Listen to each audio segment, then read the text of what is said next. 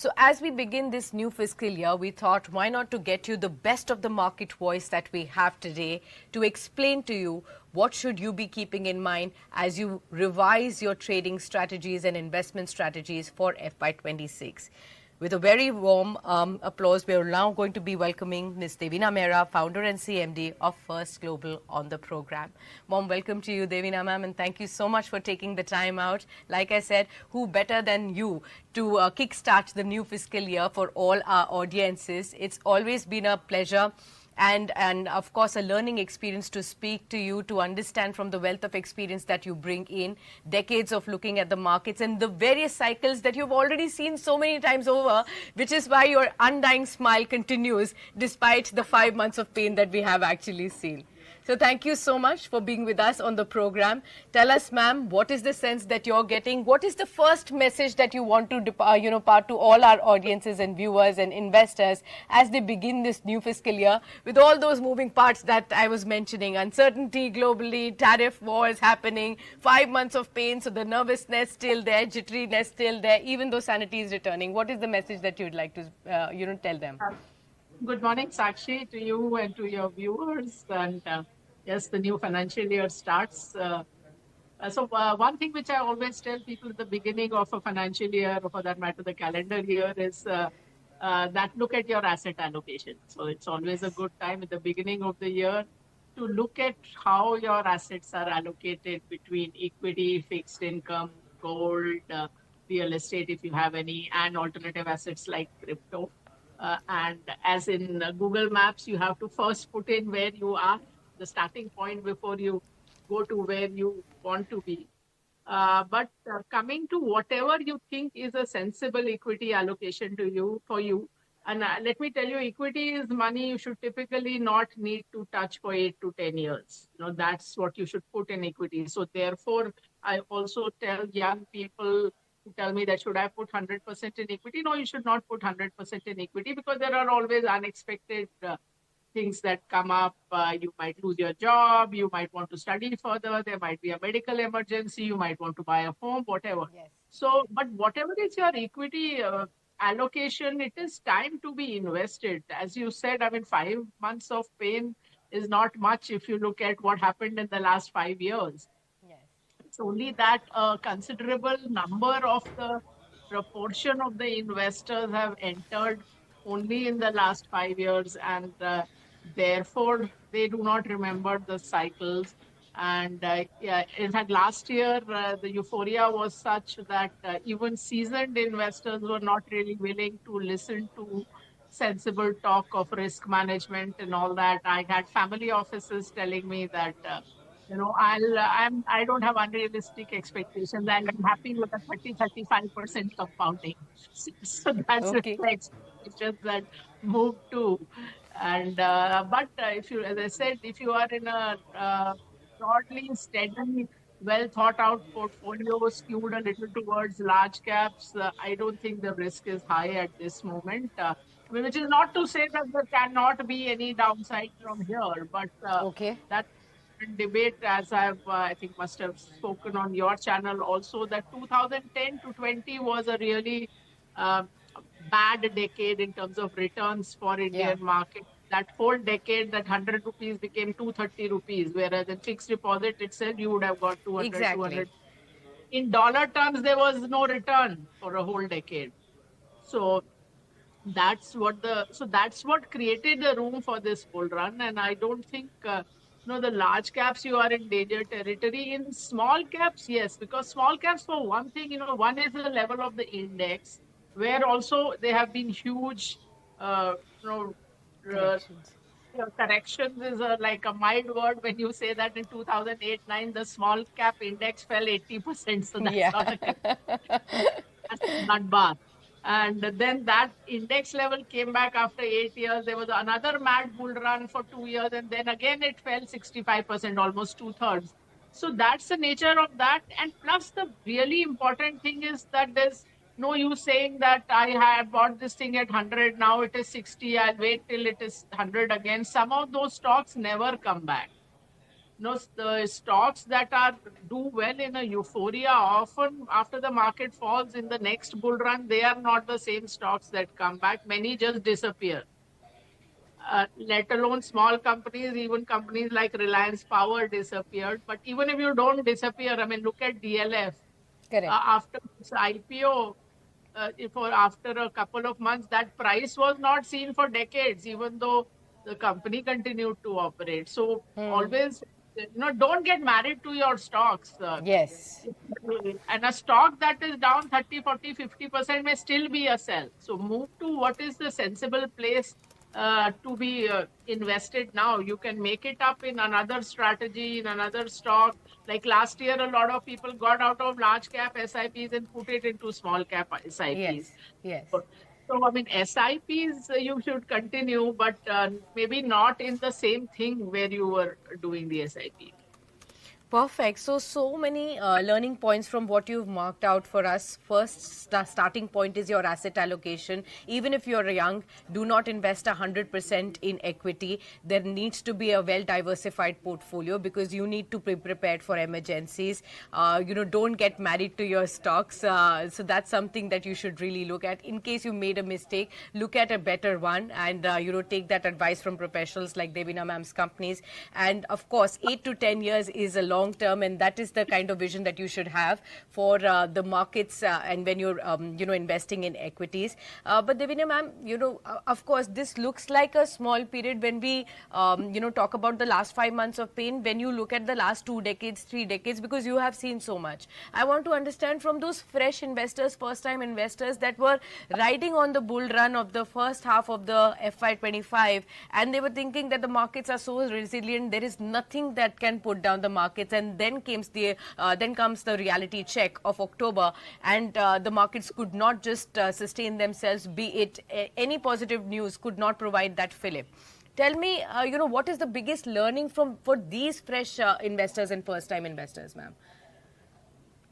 The learning should be that equity returns are not predictable and they are always lumpy. So there was this book on Rakesh Jhunjhunwala, which a lot of investors look up to.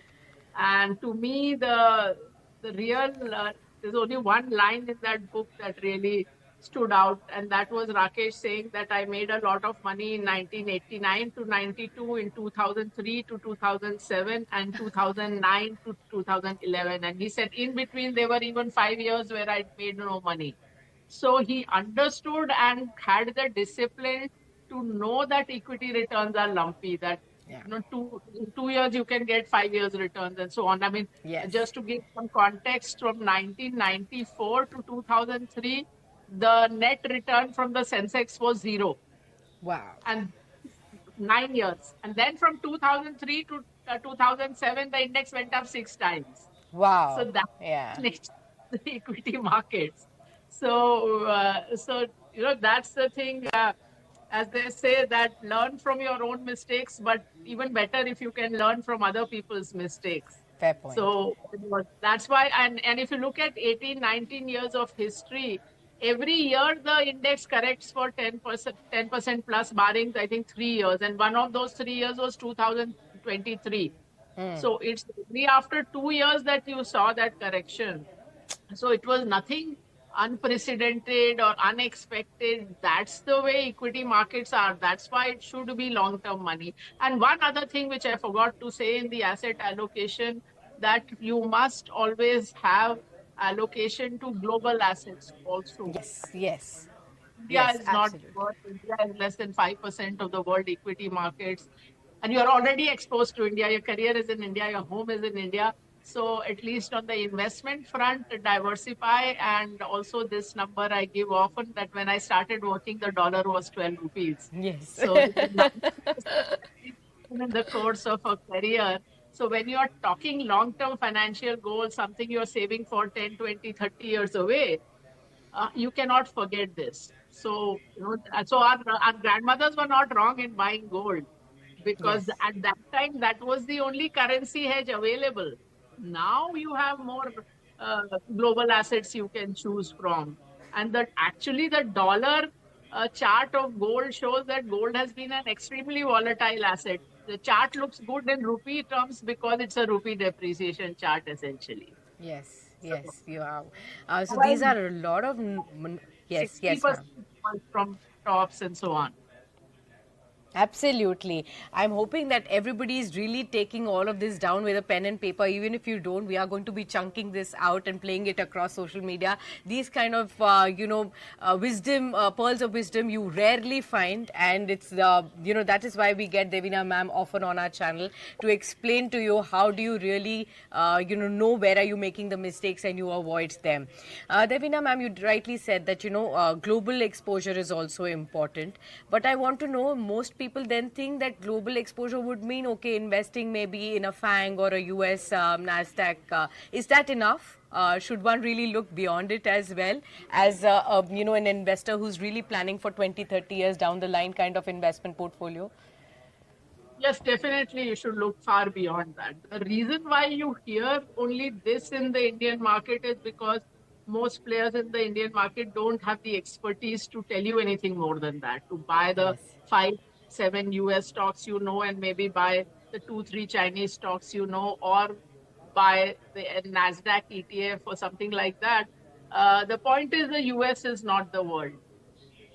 And while it's the largest market, of course, but there are times no theme lasts forever in market, no geography, no asset class, no sector within a country. So US has done extremely well in the last 10, 12 years. That doesn't always hold. So if you look at, I talked about that period of 2003 to 2007 when India's indices went up 6 times. That same period, emerging market index overall went up 3.5, 4 times. And that period, US totally underperformed in spite of the fact that it was not coming off a high. It was already in the doldrums after the tech crash. True. And still that 4 or 5 years, it gave only something like 65% return when, this was the, and that's why at that time the narrative became that US is over as an economy and now it's the century of India and China, or BRICS was coined. So these are all narratives. The point is that US has been outperforming a long time, especially some of these tech stocks. And we were watching to see when that outperformance ends. I mean, we did not made the call fully yet, but I think Trump's coming has kind of hastened the end of the outperformance. That's the hypothesis. So for now, in our global funds, we have gone somewhat underweight US. We've increased fixed income component a little. We've increased Europe. We are somewhat overweight China, slightly overweight India also. Okay. So that's broadly what we are doing. But the point is that, as I said, the US is not the world. It's a large chunk of the world, so it is not good enough to just buy a Nasdaq ETF. If you remember, there were a whole lot of Nasdaq Yes. funds, etc., launched in India in 2021. And Yes. in real time, not in hindsight, I had said that, this Nasdaq has done extremely well for 3 years. That, this is not the time to invest. And sure enough, 2022 was a disaster. It Yes. was down 40%. The FANG stocks were down between 50 and 80%. And then people came and asked me that should I now exit? I said, now don't compound a No. bad buy with a bad sell, because a stock down 50% can still be an exit. But a major index down 40%, you are more likely to see a bounce back, which is what Correct. happened. In 2022, NASDAQ was almost the worst performing index in the world. And in Yes. 2023, again became the best performing. So that's how the, giant wheel turns. Yes, absolutely. That's the right word. The giant wheel does turn, and you really need to know, and of course, people like you are easily able to identify when the tide is turning. But retail investors often get caught in between fear and greed every time, and in this cycle, they always, tend to lose out as well. So, ma'am, you did talk about gold as well, and gold we've seen, outperform by a wide margin, 31, 33% for gold and silver for this year, vis-a-vis Nifty's return of 5% in FY25. Right. And now, so many people are coming to me and saying, okay, now can I invest in gold? Because it's already rallied so much. And so again, the same kind of a question. They must be coming to you as well. What are you telling them now? So I mean that's the FOMO feeling, and we are very hardwired to have FOMO. So we Yes. should be careful. I always say that have gold as part of your asset allocation, except that it should not be maybe 30% or something, but have a reasonable allocation. And now is not the time to really increase that allocation. I think, Yes. large part of the run up has happened. And yes, last year was very good for gold. And in between, also, if you see, I think FY19 was also very good for gold. So there are years when it does very well, and that's definitely this year has been between the rupee depreciation and the dollar price. It's been a super performance, gold and silver, both of them. But I don't think that, as I said, have an allocation. Don't keep tinkering around with your allocation all the time for everything. Like equities also, all the websites will show you that this is the 20% compounding. But if you look at the data, you will find SEBI data that the majority of equity mutual fund holders do not even hold a scheme for 2 years. So you often enter and exit at the wrong time, and that's where you have to hold yourself back and be disciplined about it and stick to some kind of asset allocation, not get carried away by greed either. So, that like when it looks at making money is very, very easy, that's when you Yeah. need to be cautious. That's when you should be asking that should I be invested or should I not be invested, rather than when the market has fallen. Yeah. And you talk about global investing, that how does the small investor do it? So this is a cause for me, because I realize that Indians typically don't invest much globally. Sure. And is why we have a product that invests in all geographies, all assets starting at $10,000. So that's Wow. about like 8.5 Okay. lakh rupees. And normally in a private bank, you will not get that kind of mix for less than $1 million. But I Yes. want people to start. So that's the whole point. Okay, I would urge all our viewers to definitely look it up on First Global's website and find out for yourselves how you can really access that for that cost, and of course get that global exposure if you're thinking about that now. Ma'am, lastly, tell us FY26. Now, what are the key themes that you believe in equities are likely to outperform? If one is now looking at the last 5 months of correction and now is looking to increase their allocation, thinking that at least some time, if not immediately, the market's tide will turn, what is it that they should keep in mind? So, I mean, we of course mostly do a bottom-up stock picking, but if I look at where we have been overweight, let's say from beginning of 2024, it has been pharma, IT, auto components. So that still continues. We've added some banks and financials in our last rebalance. So we look at everything from scratch, as we say, from base zero every quarter. The last rebalance, we've added some banks and financials, though we are still underweight. In fact, we are now wondering whether to remain that underweight or not. Yeah, yeah. And capital goods, industrial machinery, we were overweight from October 21 to October 24. We cut back a lot. But then after the prices fell, we've added back one or two in the January rebalance. So now April is coming around. So maybe, in another 2-3 weeks, we'll make some changes. So that's still on the anvil. But I mean, the reason we do a base zero investing is that otherwise you always think that what you are holding is the best thing to hold. It's something called endowment bias. So you have to forget about what you are holding and say, today, if I had cash, where will I be? Yeah. So that's the picture. Okay, and good to also know what should we, avoid at this point in time. Where do you think there is still going to be the impact of the volatility or uncertainty, or the tide is still yet far away from taking off? Where do you think people should be very, very cautious even now? So even the small cap, micro caps, look very carefully at what you are holding and see whether those things still make sense. Otherwise, be ruthless and get out of whatever doesn't make sense. I mean, that's not a category you can say anything about as a category as a whole, because there are companies which look good there and do well, but you have to be very careful. Okay. Ma'am, do tell us when we look at large caps at this point in time, how does one really identify the right basket of large caps and how much large caps to hold within the entire equity portfolio? Will be quite skewed towards that. And of course, see, now the SEBI definition of large cap, mid cap, and small cap is such that the mid caps are also fairly large in size, because now SEBI is not giving market cap cutoffs. It is like top X number of companies, and uh, no, I think top 100 companies and 250 companies, something like that. So I'm talking just, I mean, it need not be technically large cap, but basically companies of some reasonable size and some reasonable history. And of course, then you have to look at the companies individually. You can't just buy randomly. And we believe in having a diversified portfolio. So our Yeah. scheme is called India Super 50. So we would typically have 50, 60 stocks at Okay. any point in time. So it's part of our risk management. So also that we do not want too much exposure to a single sector and so on. Yeah, yeah. Ma'am, I do know that you never give, when we talk about the levels on the Nifty, but it's good to understand from you, where do you think are we headed into FY26? We have started to show a little bit bounce, but are we still very far away from testing those peaks of 2024 that we saw on the markets? Is it still going to be a very time-taking process?